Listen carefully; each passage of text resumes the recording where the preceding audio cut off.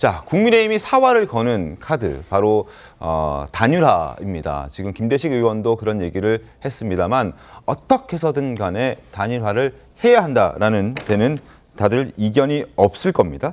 어제 소위 단일화 특사로 불리는 안철수 의원이 직접 이준석 후보의 유세 현장에 갔죠. 그 모습 보겠습니다. 예. 바쁘시죠? 아유, 참. 이게 바쁘다기보다도 참 바빠지시다 보니까 체력적으로 이제 좀 한계가 오네요. 뭐 워낙 언론에 얘기가 많이 나오는 게 뭐 단일화니 이런 얘기다 보니까 원래 단일화 하면 연관 검색어가 또 안철수 대표님 아닙니까? 제 지금까지 예.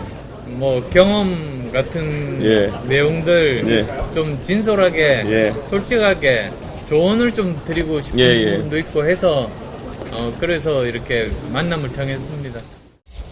당으로 오시면 제가 뭐 나이로는 선배이지만 제가 잘 모시겠다. 저는 단일화 효과가 분명하게 있을 거라고 봅니다. 언제든지 또 이야기해 볼 수 있겠다는 생각을 했지만은 결국에는 최대한의 확장성을 가지고 이길 수 있는 후보는 이준석이다라고 말씀.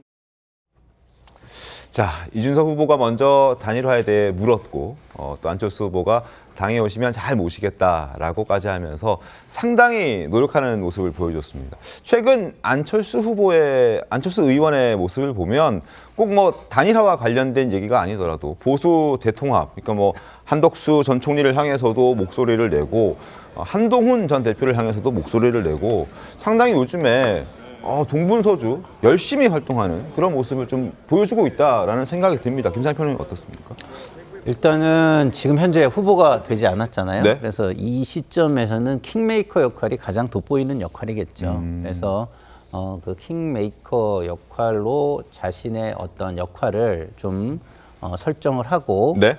그 역할 속에서 어떤 자신의 그 대선 이후에 정치를 설계하는 거 아닌가 이런 생각이 듭니다. 그래서 뭐 그 부분에 대해서 설정을 한 것은 뭐 잘한 것 같아요. 네. 네, 잘한 것 같고 뭐 탈당을 하고 다른 저기로 가지 않는 한 그리고 한동훈 후보처럼 어떤 독자적인 목소리를 구축해서 그걸 중심으로 세력을 구축하려고 하는 것이 아닌 한은 저런 행보를 보이는 것은 뭐 좀 순리적이고 네.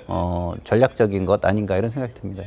송구봉 부장님, 흔히들 안철수 의원을 향해서 이제 단일화 전문가라고 많이들 하지 않습니까? 워낙 이제 단일화를 많이 해왔기 때문에 누구보다 더 잘 알고 있는 전문가라는 평가들이 있는데 그래서 이제 이준석 후보를 만났을 때도 이게 어떤 분위기가 좀 나올 것인가. 사실 사전에 이게 약속이 돼서 간 건 아닌 것 같더라고요. 그러니까 이준석 후보는 자기 현장 유세를 계획하고 있었고 거기에 그냥 안철수 의원이 간 거잖아요.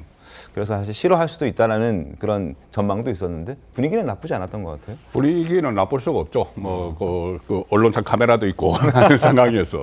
근데 속은 서로 그렇게 유쾌하지는 않았을 거예요. 어허. 두 사람 간의 관계 잘 아시지 않습니까? 그렇죠. 앙숙 관계죠.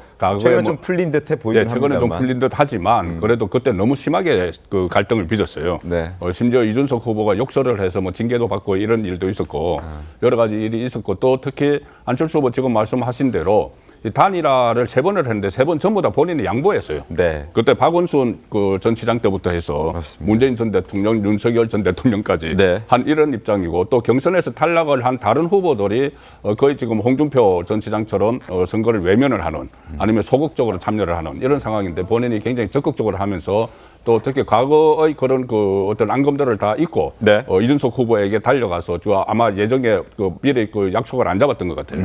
달려가서 저런 모습을 보이고 하는 것은 그만큼 본인도 이번에 단일화가 되지 않으면은 정권이 집권이 어렵다고 그런 것을 그 각별히 느꼈을 것 같아요. 네네. 느껴서 최선을 다하는 그런 모습인데 최근에 안철수의 재발견 이런 이야기까지 나올 정도로 열심히 하고 있어요. 평소와는 다르게 네. 굉장히 그 여러 방면으로 어쨌든 대선 승리를 위해서 활동을 하고 있죠. 그래서 뭐 자기 당권도 이런 식으로 해서 정권이 창출이 되면은 당권도 가능하다 이런 이야기까지 어허. 평가를 받을 정도입니다. 당권까지? 예, 그렇습니다. 그래서 본인이 어쨌든 지금 구도상 네. 이 단일화가 가장 시급하기 때문에 가장 먼저 나서서 적극적으로 움직이고 있는 거죠.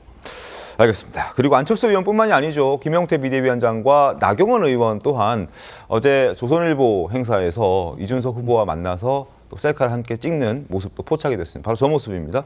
이준석 후보를 가운데 두고 왼쪽에 김용태 비대위원장, 오른쪽에 나경원 의원까지. 나경원 의원이 맨 앞에 자신을 희생하면서까지 맨 앞에 나와서 카메라 들고 이렇게 사진을 찍는 그런 모습도 포착이 됐습니다. 이준석 후보의 표정이 살짝 미소를 짓는 듯 마는 듯해 보이긴 하는데 어쨌든 나경원 의원과 김용태 비대위원장이 양쪽에서 이준석 후보를 포위하는 그런 모습처럼 보이기도 하는군요. 자, 저 셀카를 찍는 모습, 저 자리에서도 이런저런 얘기들이 오고 갔고 김용태 비대위원장 같은 경우에는 특히나 이준석 후보와 굉장히 가깝기 때문에 자주 연락을 하는 것으로 알고 있고 그리고 꾸준히 소통하고 있는 것으로 알고 있습니다. 그래서 보수 본가가 고쳤을 수 없는 집이라면 더 튼튼하게 새로 짓겠다. 여러 가지 가능성까지 배제하지 않고 지금 이준석 후보를 단일화의 장으로 끌어들이려고 노력을 많이 하는 모습입니다. 조윤선 변호사는 어떻게 보셨습니까?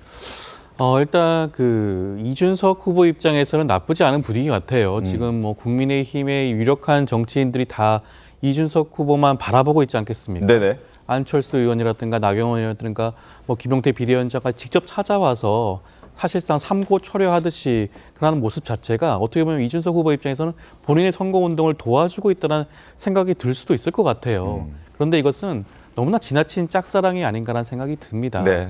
사실 이 정도면 어떻게 보면 스토킹에 해당되는 게 아닌가라는 생각이 들 스토킹 정도예요. 정도까지요?